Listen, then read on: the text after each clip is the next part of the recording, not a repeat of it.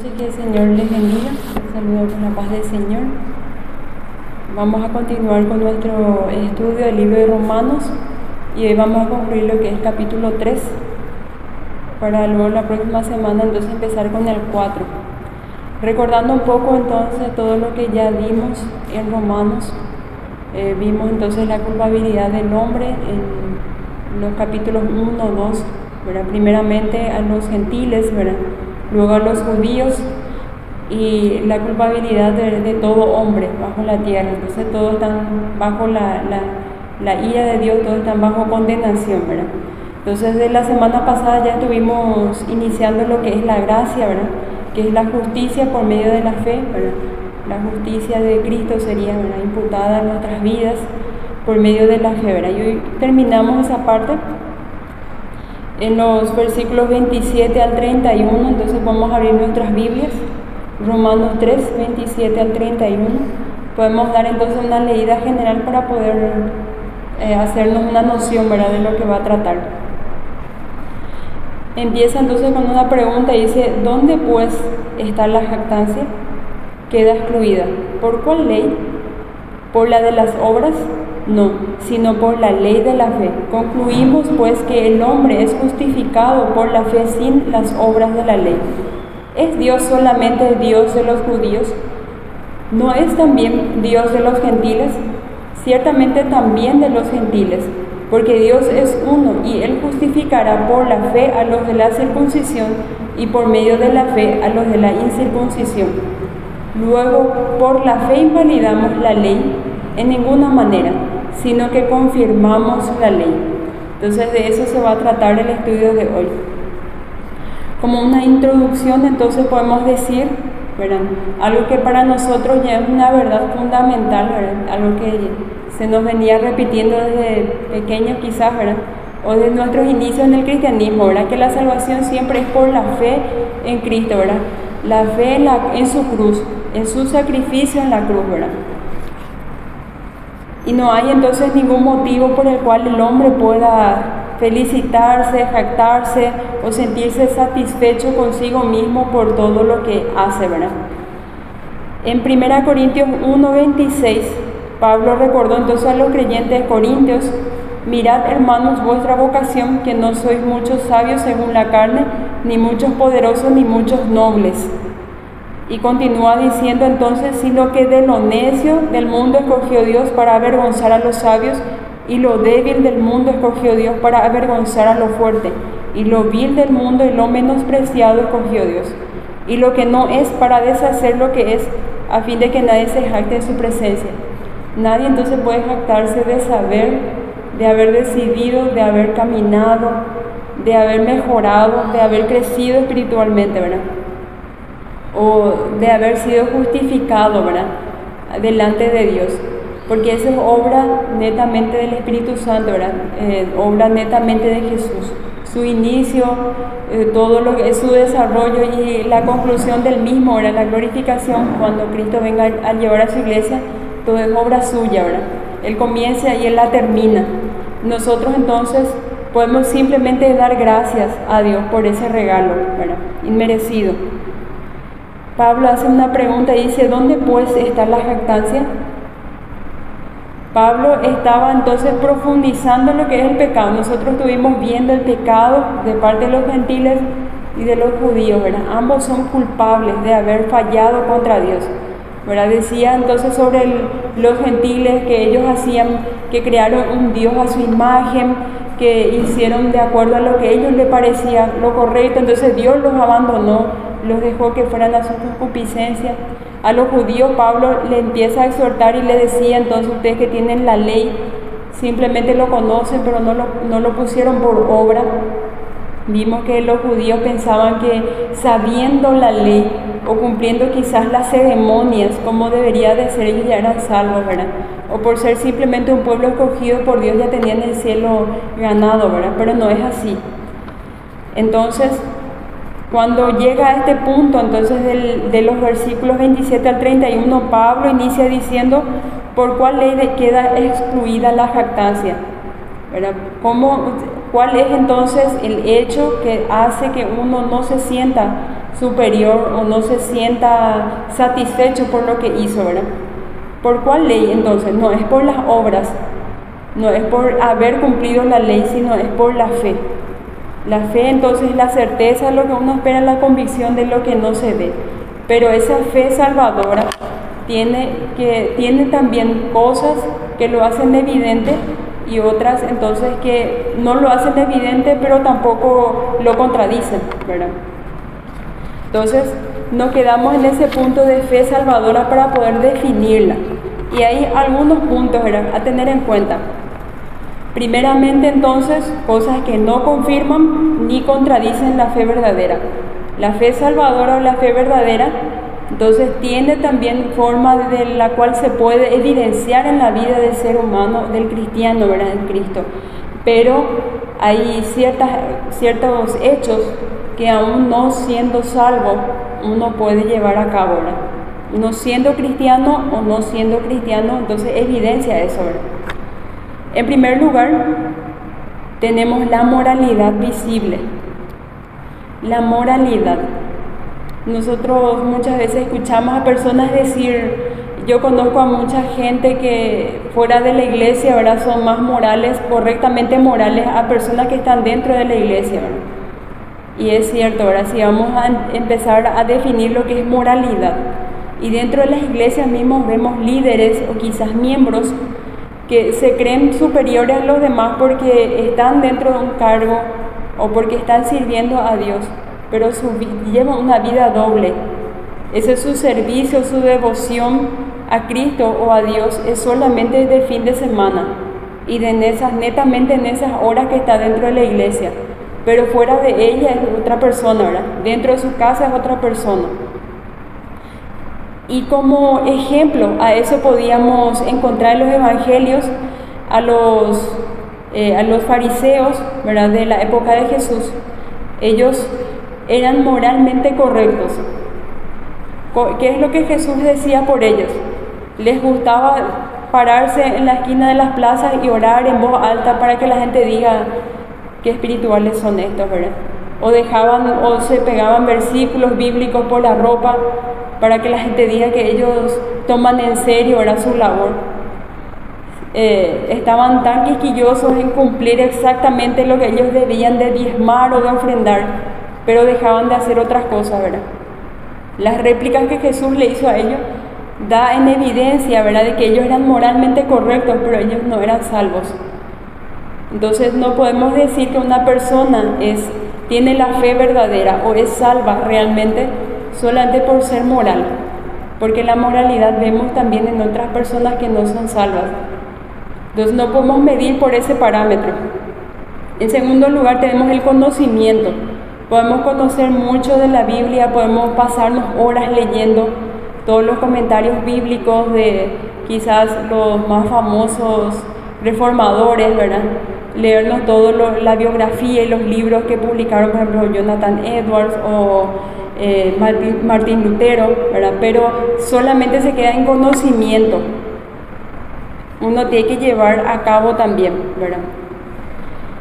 Y dice entonces que al igual que los escribas y fariseos del tiempo de Jesús, muchos eruditos durante todos los siglos han dedicado sus vidas al estudio cuidadoso de la Escritura, pero debido a que no creyeron ni obedecieron las verdades que estudiaban, esas verdades se convirtieron en juicio contra ellos. ¿Qué dice la Escritura? Aquel que conoce mucho, que sabe mucho, se le va a demandar mucho también. Entonces, si uno conoce mucho de algo, tiene esa responsabilidad de llevar a cabo lo que conoce. ¿Por qué? Porque ese conocimiento que tiene se vuelve juicio contra ellos. ¿Qué es lo que Jesús le decía a los fariseos? Por cuanto ustedes dicen que ven, entonces ustedes son culpables, pero si ustedes no veían, entonces no iban a ser culpables. Jesús vino entonces a evidenciar su error, y como ellos se dieron cuenta de que realmente estaban errados y ellos querían destituirle a Jesús del medio para que sus malas obras no sean vistas, entonces Jesús les condena y le dice, por cuanto ustedes ven, entonces ustedes son culpables. Y eso entonces, el conocimiento nada más de la Escritura no nos hace a nosotros verdaderos cristianos, si no llevamos a cabo esas verdades. Hace poco, que creo que en unos años atrás, hubo un personaje, ¿verdad? Un hermano de la iglesia, ¿verdad? Un reformador, ¿verdad? Reformador entre comillas, que había publicado muchos libros, muchos estudios, ¿verdad? Bien centrados en la escritura. Pero una vez que fallece esta persona, sale a la luz muchas cosas que él hacía en lo secreto, ¿verdad? En la doble vida que él llevaba, una doble moral, ¿verdad? Que deja en evidencia y uno se queda pensando, ¿era salvo o no era salvo? Porque era imposible que alguien que conociera mucho hiciera las cosas que él hizo en lo secreto, ¿verdad? Entonces, no podemos decir que alguien es salvo, que tiene la fe salvadora, solamente porque conoce mucho, ¿verdad? En tercer lugar vemos, entonces, el participar de lo religioso no constituye una prueba de la fe que salva. Cumplir la ley, como le está diciendo. Los fariseos, ellos querían cumplir al pie de la letra lo que decían cuanto, por ejemplo, a los ritos, a las ceremonias, al pie de la letra lo que ellos tenían que diezmar, ¿verdad? La 10ª parte de todo lo que ellos cosechan, pero dejaba de lado lo que era lo más importante, ¿verdad? Por ejemplo, el dar de comida a los pobres, el ayudar a las viudas, a los huérfanos. Ellos no hacían esas cosas, ¿verdad? Sentirse superiores a los demás, ¿verdad? La humildad.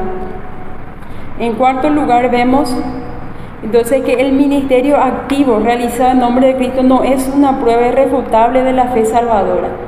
Alguien que está en el ministerio activo, alguien puede venir acá a cantar, se le ve demasiado espiritual de hacia afuera, llora, incluso habla lenguas, pero tiene una vida doble, ¿verdad?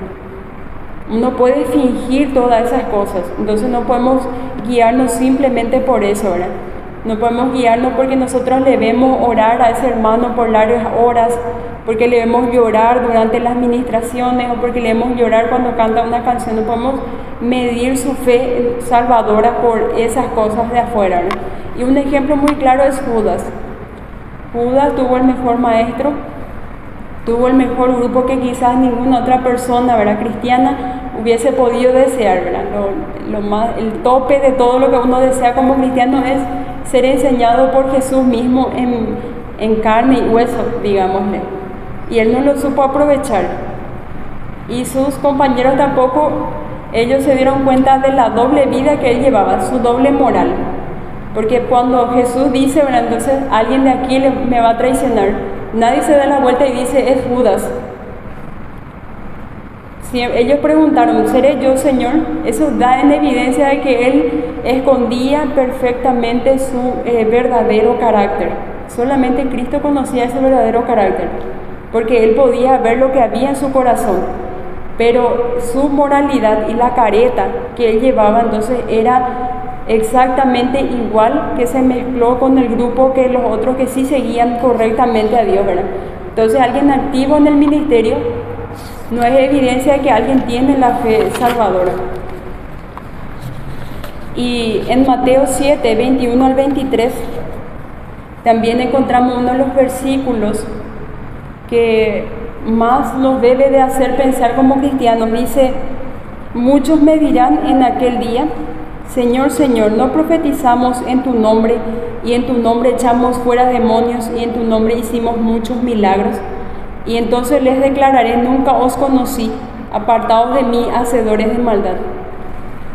Entonces tiene que pararnos las dos orejas y preguntarnos, la evidencia de una fe salvadora no es simplemente alguien que se para ahí en el púlpito y echa fuera demonios o que hace milagros, o que está en un ministerio activo, porque puede llegar al cielo y escucharemos de parte de Dios decir por esa persona que Jesús no le conoce, ¿verdad?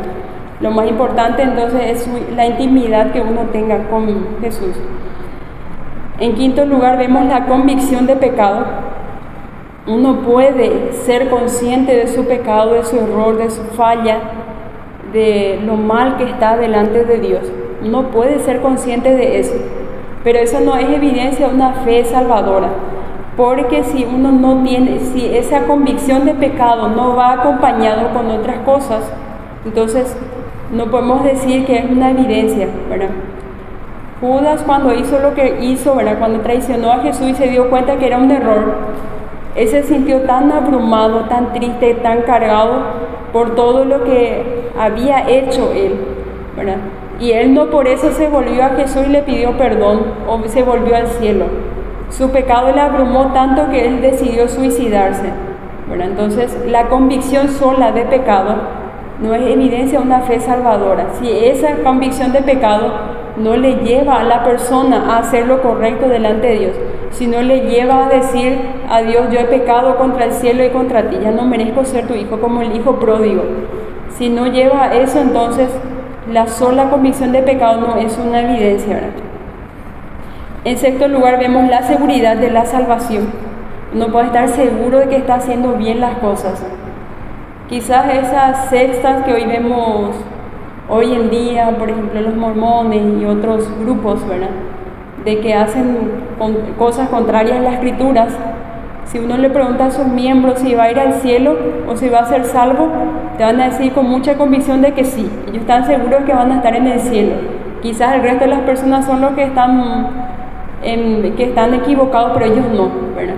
Entonces eso me hace llevar a pensar en un versículo que Jesús dice, ¿verdad?, en Mateo 26, 22 y 23.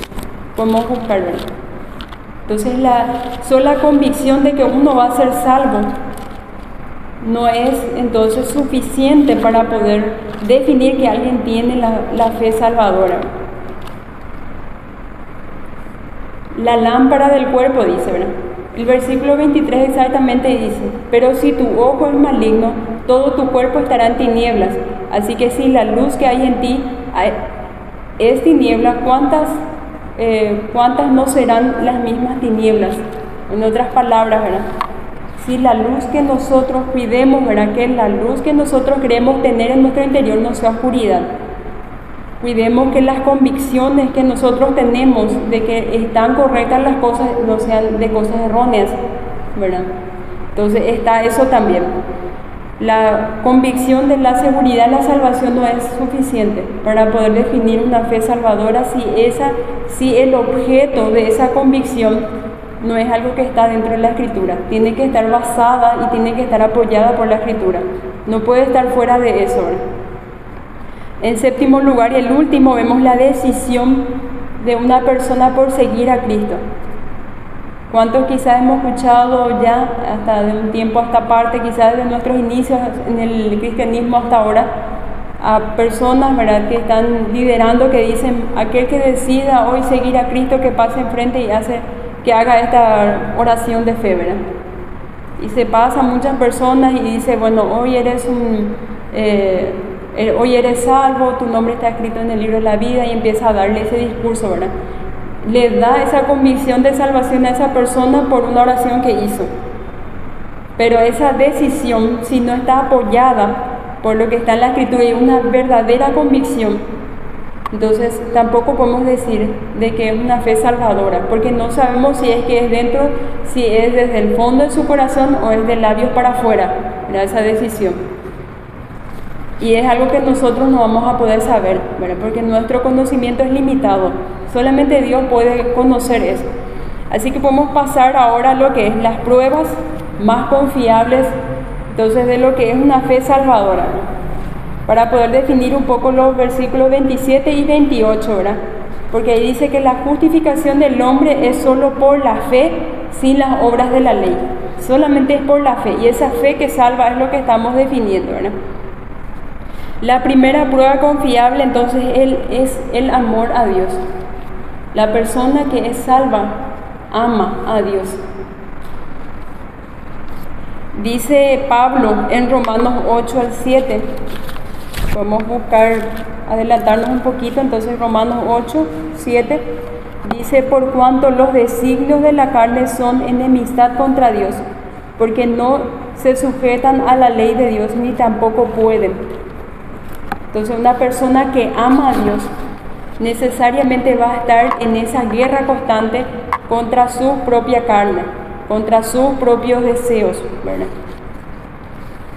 Dice: la persona no salva no puede amar a Dios y no tiene deseo alguno de amarle. El Hijo verdadero de Dios, sin embargo, A pesar de fallarle muchas veces a su Padre Celestial, tendrá una vida caracterizada por el deleite en Dios y en su palabra.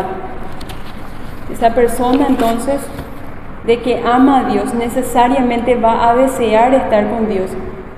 Necesariamente entonces va a hacer todo lo que esté a su alcance para poder agradarle a ese Dios a quien ama.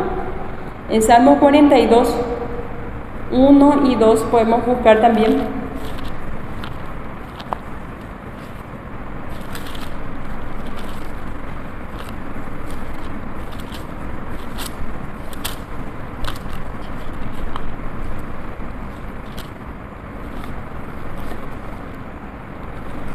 Salmos 42, 1 y 2 dice: como el ciervo brama por las corrientes de agua, así clama por ti, oh Dios, el alma mía.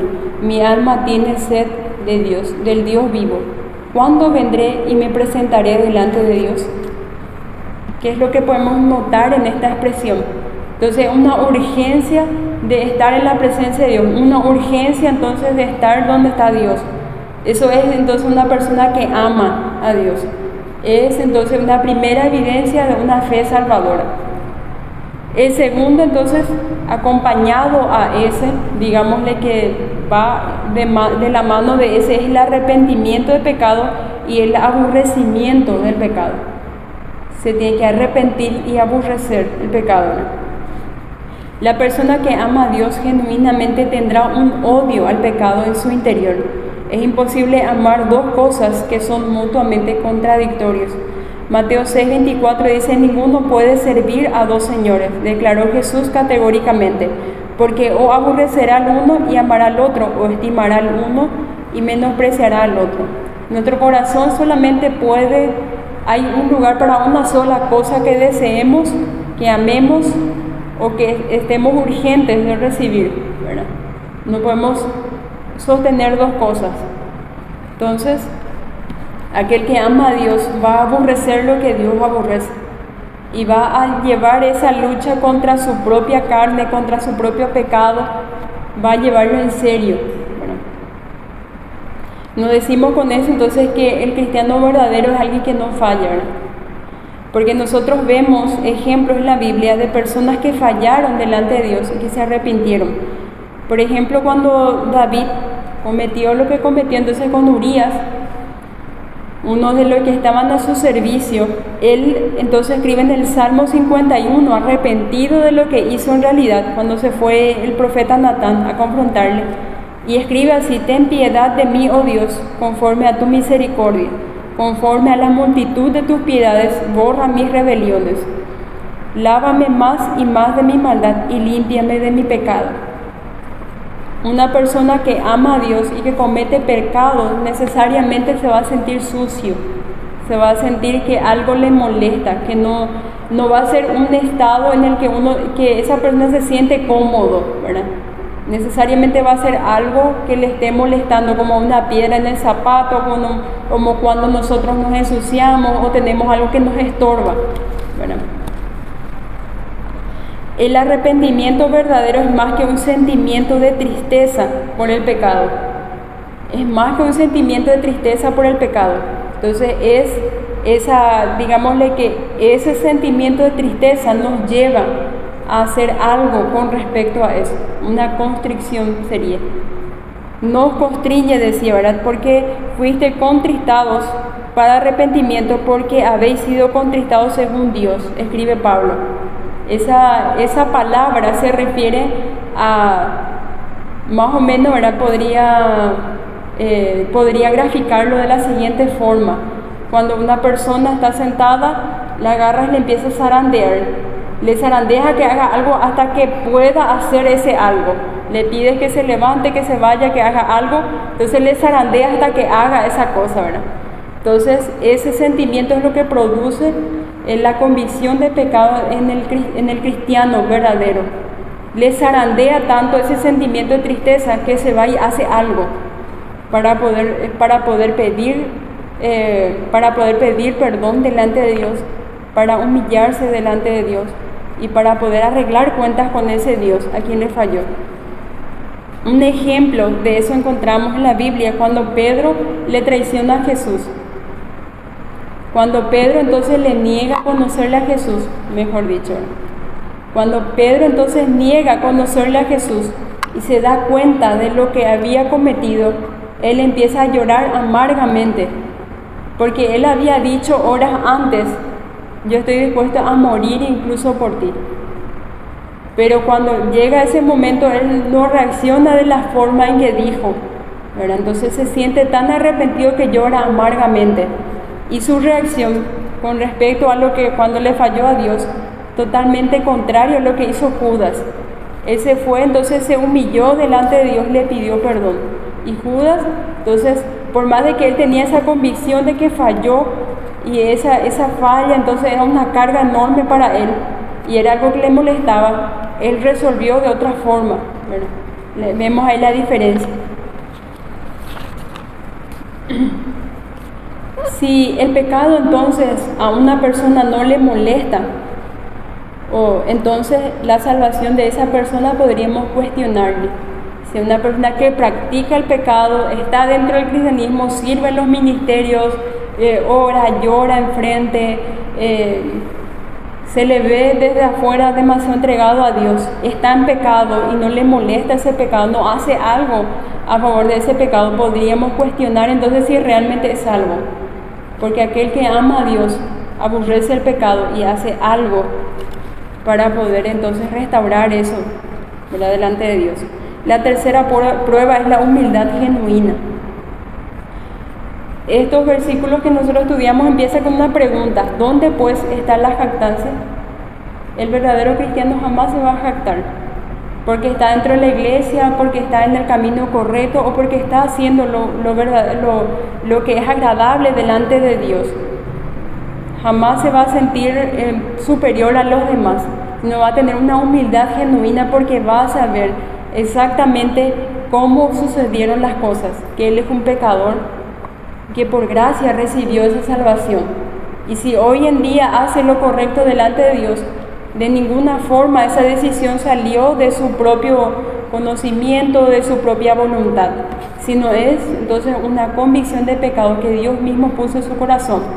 Dios mismo preparó esas buenas obras y él está caminando por donde Dios le está guiando. Entonces eso le lleva a una humildad genuina.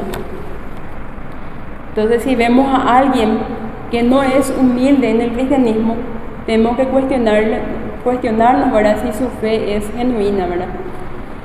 La cuarta prueba entonces es la devoción a la gloria de Dios.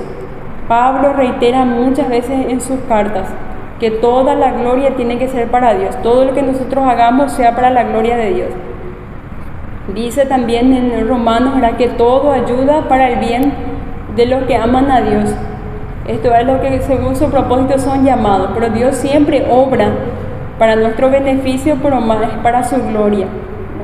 Entonces, el verdadero cristiano, la verdadera fe, siempre va a buscar que su vida sea la que glorifique a Dios. Sus acciones, su forma de hablar, tratar a las personas o de moverse en la sociedad. No importa si le ve a un cristiano o no le ve. Si es un lunes por la tarde cuando está solo y puede hacer lo malo, decide no hacer lo malo. Entonces esa fe genuina, esa devoción a la gloria de Dios no está, entonces no está, no está bajo el dominio de ninguna circunstancia, sino que siempre es para la gloria de Dios. No importa si alguien le ve o no le ve, si alguien le va a aplaudir por eso o no, ¿verdad? La quinta prueba entonces es la oración.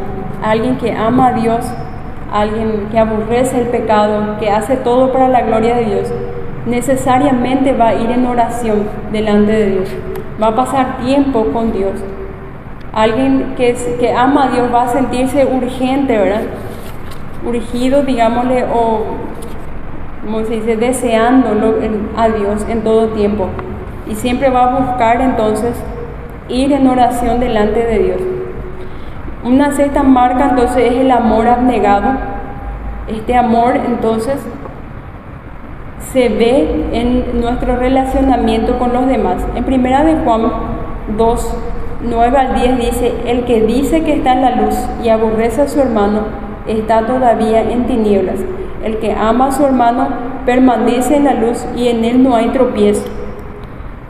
Jesús también antes de irse le decía a los discípulos: un mandamiento nuevo os doy, que os améis unos a otros. En esto conocerán los demás que ustedes son discípulos míos, que se amen los unos a los otros. Que Pablo escribe entonces, inspirado por el Espíritu Santo, que amemos a nuestros enemigos, que oremos, que bendigamos a las personas que nos quieren hacer mal. Entonces ese amor abnegado quizás no es algo fácil para nosotros, ¿verdad? Porque aún estamos en la carne, aún nos gobiernan muchos deseos y muchas actitudes tóxicas, negativas, ¿verdad? Pero siempre vamos a tender a eso. Tenemos que buscar siempre amar a los demás como nosotros nos amamos, ¿verdad? Porque en eso nosotros podemos decir que somos maduros espiritualmente, que nuestra fe es genuina, ¿verdad? Una séptima marca es la separación del mundo. Un verdadero cristiano jamás va a sentirse inspirado a seguir lo que hace el mundo, las costumbres del mundo, todo lo que los demás hacen, sino que siempre se va a detener a pensar: esto le va a glorificar a Dios, esto le va a agradar a Dios. Entonces, si no le glorifica a Dios, no le agrada a Dios, no va a edificarle a Él, no lo hace. No importa si es algo que todo el mundo lo hace, ¿verdad? Esa separación del mundo es una marca distintiva también. Luego está el crecimiento espiritual. Una de las parábolas que Jesús utilizó para poder describir el crecimiento espiritual, ¿verdad?, es la parábola del sembrador, específicamente el último tipo de tierra, que es una tierra buena, en el cual la semilla cae, germina y da sus frutos. El verdadero cristiano siempre tiene que crecer espiritualmente, porque si es una tierra buena, la semilla necesariamente tiene que crecer. Entonces esa es una marca también. Decía un pastor, ¿verdad?, que todo cristiano está creciendo. No es que nosotros solemos escuchar mucho la frase de me estanqué o me quedé en una sola parte o ya no le siento a Dios como antes, ¿verdad? Y decía este predicador que el cristiano no se estanca, siempre está moviéndose hacia adelante o hacia atrás, está creciendo o está decreciendo, pero siempre está en ese movimiento, ¿verdad?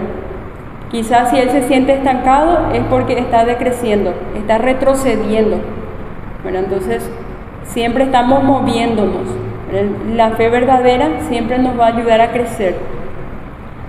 Y por último, entonces, es una vida obediente a la palabra de Dios. Vemos a esa persona que realmente es guiada por Dios, porque todas sus decisiones los consulta a Dios, todas sus metas los consulta a Dios, porque ya no es nuestra vida, ya no es nuestras metas, nuestros objetivos, no es lo que nosotros deseamos, sino lo que Dios quiere hacer con nosotros. Sus propósitos, ¿verdad?, son primero. Entonces estos son para definir un poco lo que es la fe salvadora. Luego, continuando en los versículos 29 y 30 dice: ¿es Dios solamente Dios de los judíos? ¿No es también Dios de los gentiles? Ciertamente también de los gentiles, porque Dios es uno y Él justificará por la fe a los de la circuncisión y por medio de la fe a los de la incircuncisión. Pablo entonces estaba hablando al principio de que todos, por cuanto todos pecaron, todos estamos destituidos de la gloria de Dios, todos estamos bajo condenación. Y en estos versículos entonces trata de explicar que así como todos son condenados, hay también una salida, una salvación y una esperanza por igual, gentiles y judíos, porque Dios es Dios de todos, ¿verdad? Nosotros cuando leemos libros, ¿verdad?, de historias o libros de lo que era la cultura de esa antigüedad, ¿verdad?, de la época de Jesús, nos damos cuenta de que los griegos, los romanos y todas las otras, los babilonios y todo lo que les rodeaba a ellos, en su cultura y en su religión, ellos eran politeístas, creían en muchos dioses. Y había un dios principal y otros semidioses o mini dioses, ¿verdad?, dioses menores que compartían entonces el título de deidad como su dios. Y el judaísmo siempre se caracterizó por creer en un solo Dios, ¿verdad?, que es el Dios del cielo y de la tierra, el que creó todo, lo que nosotros vemos. Siempre ellos se caracterizaron por creer en un solo Dios y siempre se distinguieron porque Dios les dio las leyes, sus leyes morales, sus leyes, entonces cómo ellos tenían que comportarse los sacerdotes y todas las leyes que Dios quería que cómo su pueblo fuera. Entonces fue entregado a los judíos, por eso ellos se distinguían. Pero hay entonces algo, ¿verdad?, de que si nosotros nos ponemos a analizar, los judíos pensaban que Dios era su Dios. Ellos tenían el concepto de que Dios les pertenecía a ellos, no que ellos le pertenecían a Dios, era al revés. Por eso ellos entonces decían que los gentiles ni siquiera estaban en participación de lo que es los judíos. Desechaban a los gentiles como alguien impuro, como personas a quienes no hay que tocarle porque son así como los leprosos, ¿verdad? Algo muy contagioso se te puede pegar si es que te juntas con ellos. Más o menos esa actitud tenían ellos con los gentiles, ¿verdad? Tenían entonces el concepto de que Dios les pertenecía a ellos. Por eso, que un ejemplo de esta verdad y de esta forma de actuar de ellos nosotros vemos en Jonás. Cuando Dios le manda a él a que hable en Nínive, Jonás no quería ir a predicar en Nínive, no porque pensaba que iba a fracasar o que no iba a salir lo que Dios le pedía, o porque dudaba del poder de Dios. Era al contrario, él porque sabía de que si él se iba a predicar, Dios iba a ayudar a ese pueblo que se convierta a Dios y que realmente le sirva a Dios. No quiso irse, prefirió huir, porque él sabía que Dios podía hacer eso. Y pensaba entonces que Dios solamente le pertenecía a los judíos. Los gentiles no tenían no tenían derecho siquiera, ¿verdad?, a decir que Dios era su Dios. Y ellos lo que olvidan es que Dios a lo largo de la historia fue mostrando su gracia y su favor para gente que no eran judíos como ellos. Nosotros encontramos eso en las historias que están en el Antiguo Testamento. Primero con Rahab, la prostituta, entonces que guardó a los que fueron a ver la tierra prometida. Ella halló favor delante de Dios y empezó a vivir luego entonces con los judíos, llevando una vida como la de ellos. Fue admitida dentro del pueblo de Dios luego de lo que hizo. Ruth era una moabita y sin embargo ella es bisabuela de David. Está dentro del linaje de Dios, ¿verdad?, alguien que no era judío. Vemos que Eliseo también hizo un milagro con la lepra en Naamán, un capitán del ejército de Siria, ¿verdad? Y los judíos tenían muchos prejuicios en cuanto a los gentiles, pero Dios fue mostrando ya su favor a favor de ellos, valga la redundancia, ¿verdad?, con todas esas personas que nosotros vemos, ¿verdad? Entonces, por eso entonces Pablo, conociendo ya la forma de que son los judíos y cómo ellos se comportan, piensan, hace esta pregunta: ¿es Dios solamente de los judíos? ¿Dios solamente le pertenece al pueblo judío? ¿O acaso Dios no es grande, que puede ser Dios de todos, ¿verdad? No es el mismo Dios que creó el cielo, la tierra, que hizo todo a su favor, que todo lo creó para su gloria, ¿verdad? Es Dios también de los gentiles, ¿verdad? Y ahí vemos entonces, como ya le estaba repitiendo, que así como Dios es Dios de los judíos, es Dios de los gentiles, Dios de todas las personas, nosotros tenemos esa misma esperanza que tienen los judíos de ser salvos, de ir entonces al cielo. Gracias entonces a la salvación de Dios, a su amor por su pueblo, ¿verdad? En el versículo 31 dice: luego por la fe invalidamos la ley, en ninguna manera, sino que confirmamos la ley. Si pensamos rápido, sin calcular demasiado, podríamos decir que si solamente la fe nos va a salvar, ¿por qué entonces estaba la ley? ¿Era acaso innecesario o estaba de más? ¿O era todo necesario, verdad? Entonces la ley fue inútil y siempre ha sido inútil la ley, ¿verdad? De ninguna manera, dice Pablo, ¿verdad? Sino que Dios vino entonces a través de Jesús, de la obra de Jesús, a confirmar esa ley, porque Jesús vino a cumplir esa ley por nosotros. Porque cuando Jesús hace, ¿verdad?, una explicación de lo que es la ley, nosotros vemos que las leyes morales que Él da, por ejemplo, el de desear la mujer de tu prójimo, era mucho más grave, mucho más profundo de lo que ellos pensaban. Porque con solo uno pensar en su cabeza, concebir en su corazón ese deseo, ya convertía adulterio. O con respecto al homicidio, ¿verdad?, era mucho más profundo de lo que ellos se imaginaban. Porque con solo odiar a tu hermano, o con solo blasfemar, o retarle, o despreciarle, uno ya cometía ese homicidio. Entonces nos damos cuenta de que la moral de Dios, lo que Él considera santo y perfecto, es mucho más alto de lo que nosotros podemos lograr. Y no importa cuánto nos esforcemos. Entonces Jesús vino a cumplir esa vida perfecta.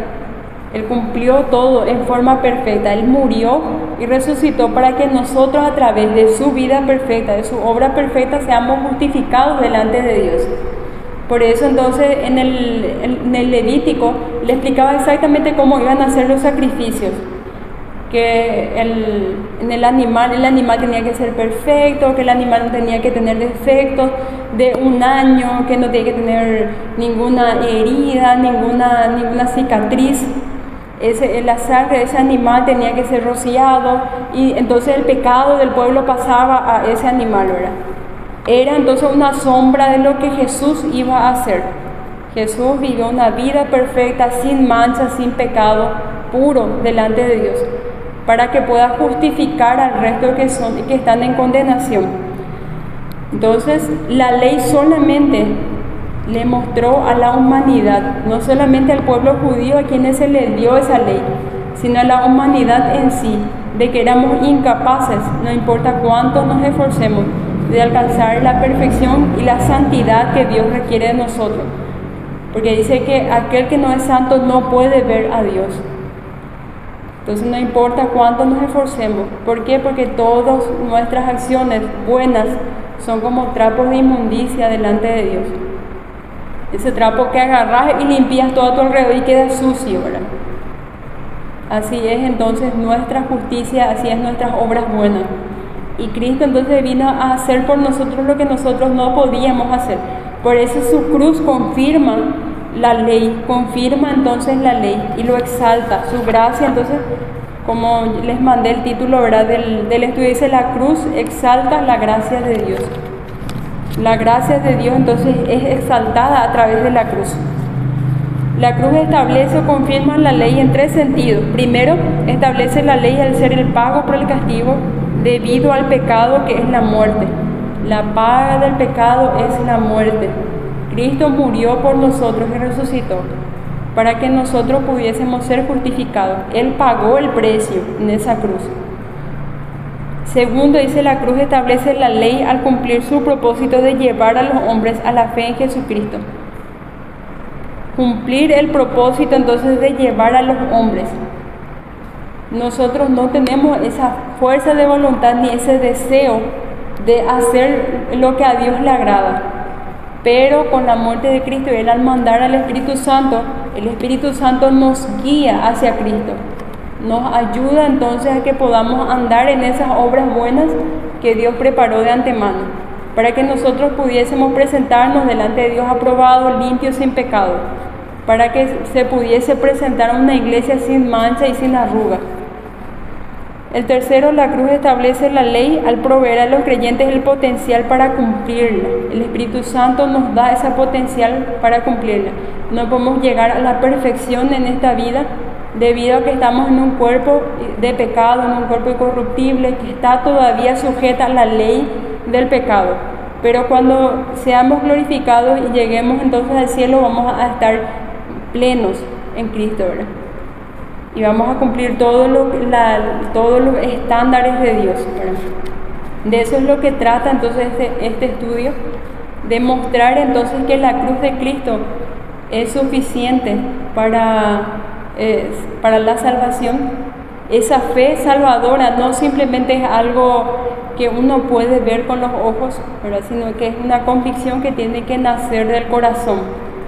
Entonces tiene que evidenciarse con obras buenas pero esas obras buenas no hacen que uno sea verdaderamente cristiano. No lo contradice ni tampoco lo justifica, ¿verdad? Pero una fe salvadora necesariamente realiza esas obras buenas, ¿verdad?